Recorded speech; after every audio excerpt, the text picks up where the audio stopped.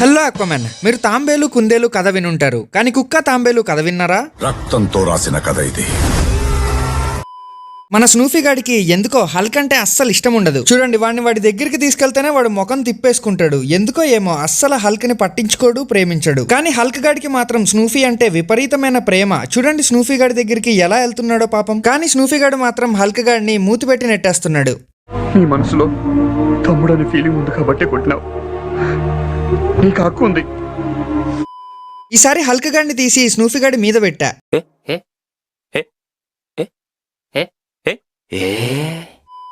కానీ మన హల్క్ గడేమో వాడి మీద డ్రిల్లింగ్ స్టార్ట్ చేస్తాడనమాట. అలా తోవుకుంటా లోపలికి వెళ్ళిపోదామని చూస్తాడు. సర్లే ఇంకా గుర్రమాట ఆడింది చాలు, స్నూఫీ గాడిని పాపం గొర్రతో గీకేస్తున్నాడని వాడిని బయటికి తీసా. ఇంకా తీసుకెళ్లి వాడి ఇంట్లో పెడితే వాడు అలా దిగి వాడి ఇంట్లో హాయిగా స్విమ్మింగ్ చేసుకుంటూ వెళ్ళిపోయాడు. ఇంకా వాడికి ఫుడ్ పెట్టి రికార్డ్ చేస్తుంటే ఎంతసేపటికి నా ముందు తినడే ఏవేవో వేషాలు వేస్తున్నాడు.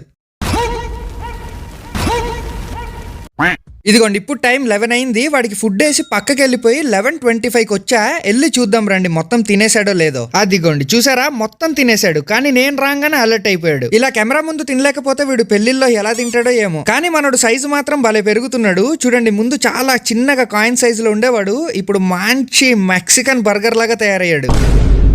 పెద్దోడు ఏకంగా సబ్స్క్రైబ్ కొట్టేశాడంట. ఎందుకు కొట్టాడు? సబ్స్క్రైబ్ అనేదో అన్నాడంట, కొట్టేశాడు. ఏంటి? సబ్స్క్రైబ్ ఏదో అన్నాడు, కొట్టేశాడు.